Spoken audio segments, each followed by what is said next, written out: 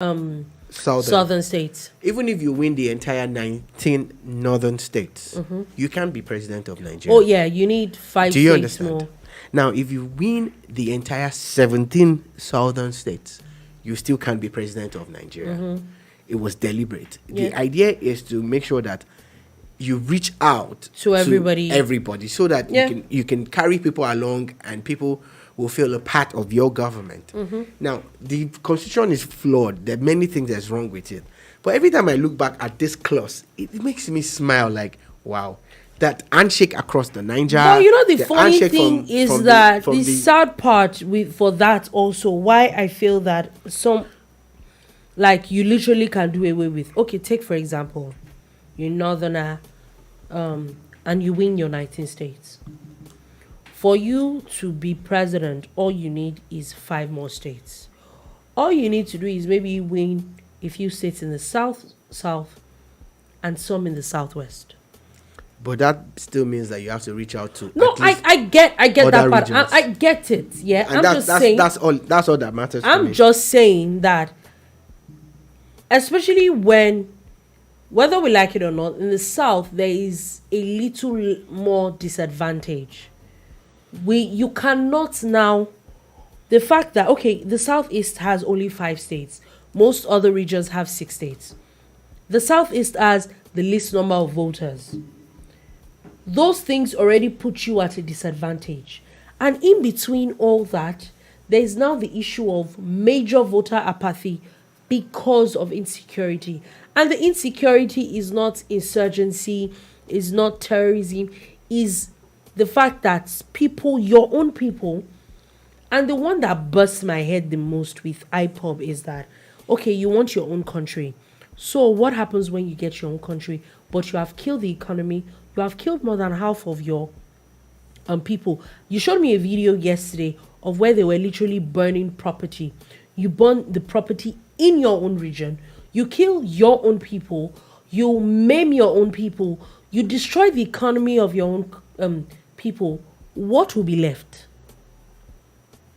Like, what else will be left? Let's even assume today Buhari says, you know what? Be you these Biafra people, come and be going. What will be left of you? Doesn't have such powers though. So. No, I'm just saying that let's even assume for some streak of luck that happens. Luck? You get what I'm saying? Okay. I'm trying to what exactly would be left? I don't think that we really think of these things deeply. I think before we choose to say, it's the same thing that happens in the north. A lot of northerners killing themselves. You know, we're now officially past the issue of what's it called? The Fulani headsmen. It's Fulani headsmen that are killing them in southwest. It's Fulani headsmen that are killing them in southeast. Because the Fulanis even have their own issues, and that's the honest truth. They have their own issues they're dealing with. Now we've come to realize that everybody has their own internal issues that need to be sorted. So we can't just continue and just because you feel that as much as you are divided, how in the little number that you are, how do you want to make a major impact if in between yourselves you are already divided?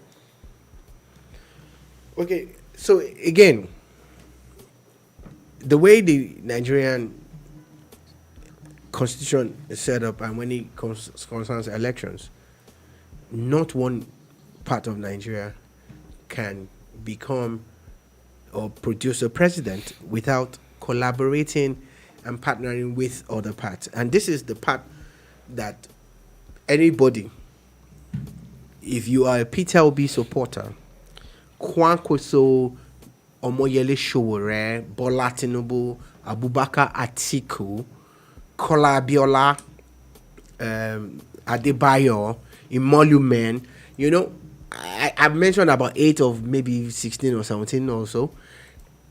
If you are a supporter of any of these people, your focus should be on how to reach out to other regions. The era for bashing people or attacking people. It's not going to make It's gone. It's gone. How do you bash me and expect me They to are still get to be on barely your side? 52 or 53 days to the presidential elections. Barely. So you need to focus on how everybody to get. It's not about even getting votes in your region anymore. If you are from the east, it is assumed that Peter Obi is winning the bulk of the votes in the east. If you are from the southwest, it is assumed that Bola Tinubu is winning the bulk of the votes in the southwest. These are assumptions. Assumptions, yeah. You don't have to agree with what we're saying here. And you can actually hit us with your own superior, facts or assumptions too, or analysis. What we're saying is that it is assumed that an Atiku will get the bulk of the votes in the northeast. All assumptions. And that Kwankaso will get the bulk of the votes in the northwest. There is no major candidate from the north central, No. which makes it a battleground region where people are trying to get all the votes. Yeah, and also the south. And the south. Now, there are a lot of factors. The 5 governors from the PDP that people fondly call the G5 is a factor.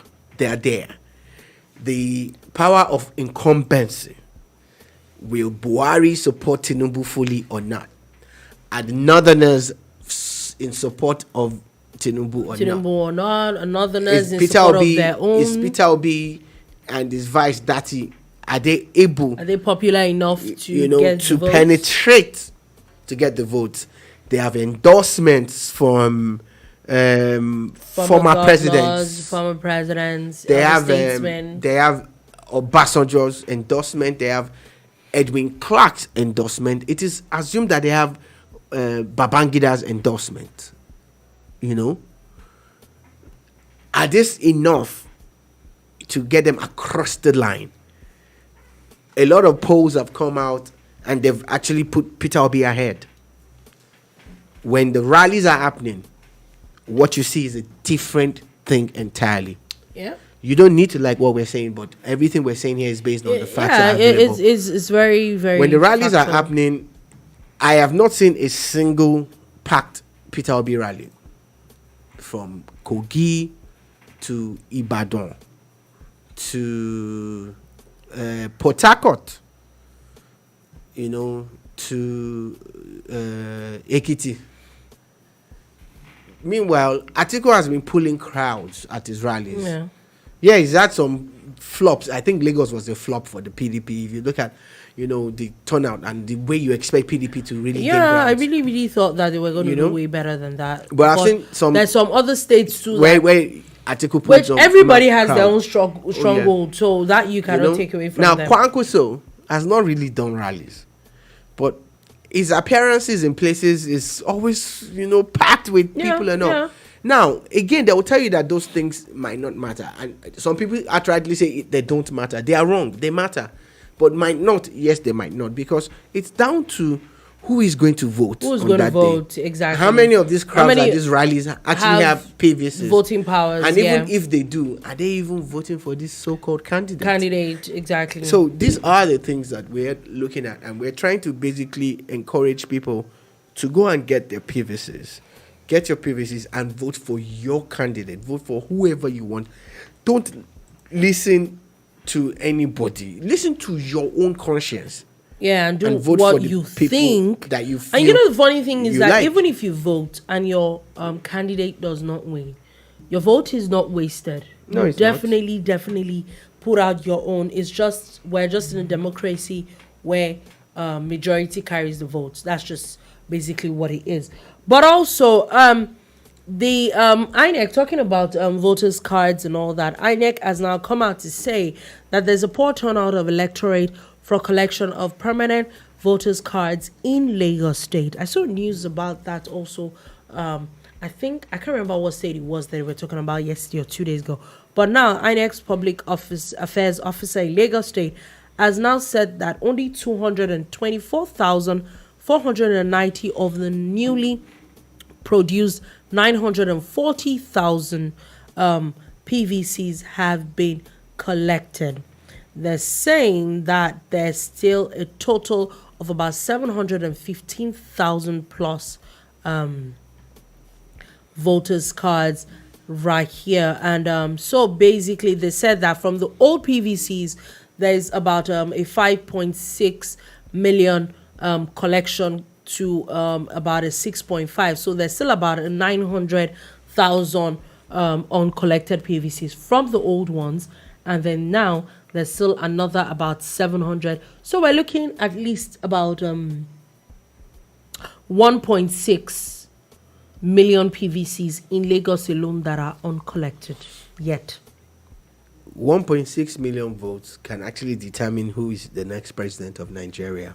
President, even governor. How many votes did the governor even have last time? You don't need 1.6. A governor that has 1.6 is already a governor. Exactly. Now I'm talking about how 1.6 can sway. I'm not even talking about if a governor, any governor in Nigeria gets 1.6 million votes in his state, it go hard make person beat him. But I'm talking about presidential where there are millions of votes involved. Like, one person is getting a bulk 18 or 12 million votes somewhere. Even as much as you think that Lagos is very enlightened, there are not a a lot of people that vote. And a 1.6 million vote can actually sway. Like, maybe the results are out. And that's just one state. There's the KKK, like people like to call them, KKK in this sense is Kano, Kaduna, Katsina. Those people, and even if those ones come through, and there's a 1.6 coming from Anambra, it can change things. Yeah, it can. It definitely so can. So why are there 1.6 million PVCs in Lagos that have not been collected? And the funny thing is that there are actually a lot of PVCs. You know what this even tells me is that I remember that the elections, there were barely about 1 million people that even voted. How there were about 5-point-something million PVCs out there, and people did not even vote. So I don't know what exactly people need to, and it's almost like what this tells me is in mouth. It's only mouth that people have, because you hear you need to go out to vote, you need to do this, you need to do that.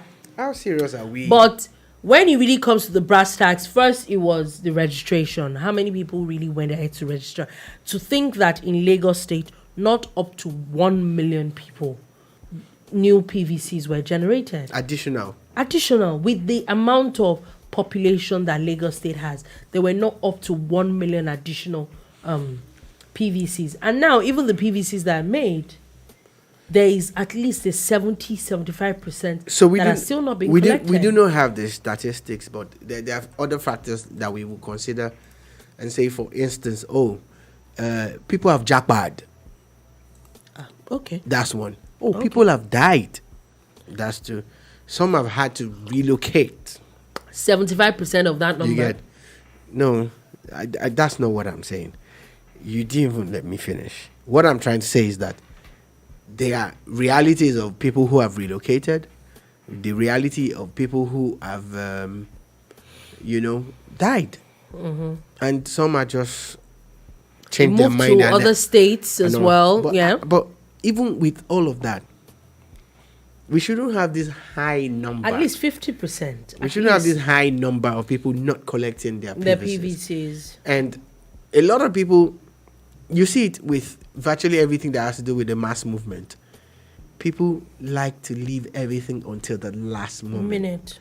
That's when they're going to come through and say, why are there not enough INEC offices? Yeah, why are they closing at 5 o'clock? The election is still 1 month to go. Let's just let's not stop. So let's just stop with the excuses. You need to get up, and inconvenience yourself now so for the greater good. Yeah, you can get the result you want. Exactly. So talking about elections here, the Atiku-Okowa presidential campaign council spokesperson Daniel Bwala has said that there is evidence of 11 northern APC governors and over 30 senators working with their presidential candidate.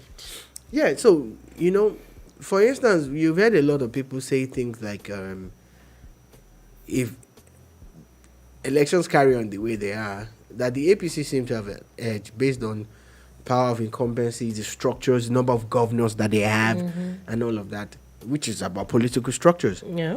Now, on the flip side, a lot of people are like, no, that Peter Obi and the Labour Party, they have a movement, a lot of people supporting them. People have not come out openly to say it. You know, we've also heard people say these kind of things like, there are some governors that are supporting Peter Obi, but they can't come out to say it. Mm-hmm. And this is the same thing that Daniel Bwala is now saying about the northern governors too. Okay. So let us humor Daniel Bwala for a minute, you know, and say 11 of 19. Of the 19, how many of them are APC governors? 14. 14. Meaning that only 3 northern governors. No, 5. 11. 14. Yeah, the 14 of them. 11 okay, yeah, from 14. so only 3 of them That's are 3. not. Yeah, only 3 of them are not. Yeah, so 14. only 3 are supporting Tinubu in the APC, and 11 are not. Now, if you look at the structure of the APC and the personnel, you start to think like, okay, so which are these 3 and 11? Oh, is it a Ganduje that held the biggest rally ever in the history of Nigerian politics? I stand to be corrected, in Kano a few days ago. Or is it an El Rufai, you know, that, you know, has done the same thing on more than one occasion. Mm-hmm. They've had several rallies in Kaduna, actually. You know, so who are the 3? So maybe it's just El Rufai and Ganduje that are supporting Tinubu, going by this Daniel Bwala's thing. Then the third person will probably be a Governor Zulum, whose principal, you know, is the vice presidential candidate. Meaning that the other 11 are all supporting Atiku. Okay. That's what Daniel Bwala wants us to believe. It is politics. It is not impossible. It's not impossible. I just have a question, though. Now, are you now saying that the governor of Kogi is supporting Atiku? The governor of Kwara is supporting Atiku. It's hard to believe for me, but maybe I'm just a novice. The governor of Plateau if I can remember properly, you know, Benue State is a northern state, yeah. Remember, he's part of the G5 governors. He's supporting Peter Obi now. He hasn't hidden it. So where is the? That's the 19. Okay, that's the 19. That's 19. Okay. That's the other 5. I'm not even dwelling on that 5. Okay. The focus is on the 11. So which other 11? Who are the other people that are 11 governors? Okay. You know, it's Makes the 11. Sense. Okay. It's the 11 that we're talking about. That's so why I talked about Ganduje. Governor, yeah. The Kwara State governor, like you said correctly. Mm-hmm. Who else is there? Is it Bochi? You know, there's Borno, you know, and a lot of that. Now, these are the things that the PDP has put out. The Labour Party has put out something similar. I just have a question, though. Is that the PDP itself, remember that they also said that now they have said that it is unpatriotic and tendentiously wicked for Governor Wike to enter a deal with the All Progressives Congress. Now, my question with that, or what that tells me is, you've not even finished sorting out the governors that you in your own party. Mm-hmm. Now, are they saying that, or are they insinuating that these G5 governors are in a, what's it called? They have a coalition with the APC presidential candidate? So before the meeting, the last meeting of the G5 governors in London, I think Arise TV and their sister media platform and some other platforms that insinuated that the governors had endorsed Peter Obi. Yeah. The G5 governors, of course, debunked that, more or less. But we know that one of them is definitely going to support Peter Obi. That's Obi. Autumn. He hasn't hidden it. Yeah. And it's well within his purview. Oh, yeah. You know, and it is politics. And it's a good endorsement for But Peter my Obi. question also is that with these governors... I'm trying to answer the first question. Yeah? I'm not done answering that one. When they got to London and they had this meeting, and it was said that they all came out and they have refused to reveal who they are supporting. And that played out in Ibadan yesterday when they were at a rally. And Nyesom Wike spoke and he said, vote PDP for House of Assembly, for Federal House of Representatives, for Senate. And when it comes to president, Seyi, he said in his own words, Seyi will tell you. There were some voices in the crowd, not overwhelming, but they were loud enough who were shouting, Atiku for president.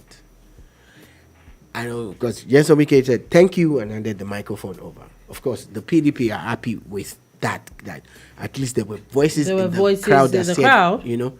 So, but before yesterday, a lot of people have now come to some kind of, maybe they have leaked information that Nyesom Wike is going to support Bola Tinubu. People have started saying it. Yeah. You get. And if you analyze, I look at it and I say to myself, when they do all these partnerships, just like when Peter Obi said to Wike when Wike invited him to come and commission a project, yeah. He openly canvassed for support from Wike for presidency and said, we can leave the orders for you. No, he said it. Yeah, he did. Oh, yeah, he did. We'll leave the orders for you, you know. And that's what might also happen if any of these guys, maybe a Kwankaso or a Atiku or whatever, get support from Wike and his G5, which means that they most likely will sacrifice some of their top people in those states. Yeah, you know. So that's why people are saying what they are saying, and that's why maybe the PDP also have heard that Wike is most likely going to support, not just because Wike says that he's not just endorsing, no, he's going to campaign and for speak the about person. his candidate, presidential Maybe candidate. he should do it quickly. So let his people know. January. We're in January. Yeah, now. let his people know. Quickly, the DSS has said that there's no plot to remove the INEC chairman. That there's no case against the INEC chairman. That so I don't know where that came from. Quickly before we go, the appeal court has also cleared PDP for Zamfara governorship election. Also, sorry, that's just moving quickly. The governor of Ondo State has now imposed a 24-hour curfew in Ikare-Akoko, where it is said that there was a carnival and at least 5 people got killed. Yeah. They said that there's a rivalry between the Olukare of Ikare, you know, and the Yameto or something, the other king, and this has led to their supporters going at what each other. What is even pissing me off is the fact that at times you go on, which I'm also something I say a lot, that there's a lot of powers with governors, and that it looks like they have they remove it. There's so much powers that the kings don't seem to have any power anymore, like our tradition and all that. But when you hear things like this, do you actually blame the system? Security has to be exactly considered. Again, just leaving that one, I just want to mention that the NFIU is saying that Nigeria is going to go by March cashless by 1st of March. So I think that also tells us that the issue of a lot of this new money not being in circulation looks like that's what is happening. Yeah. So it looks like they're definitely going to start from government officials that not allowed. I like the idea of the only issue is that what happens to allowing the them banks? withdraw. Government, they're talking government officials. Okay. Not allowing them withdraw a single dime in cash from the government coffers. So any transaction now can be tracked. There's nothing like any cash payment to contractors and all of that. All right. On that note, that is all we have to take today on the Boombar. Thank you for listening. Thank you very, very much for watching.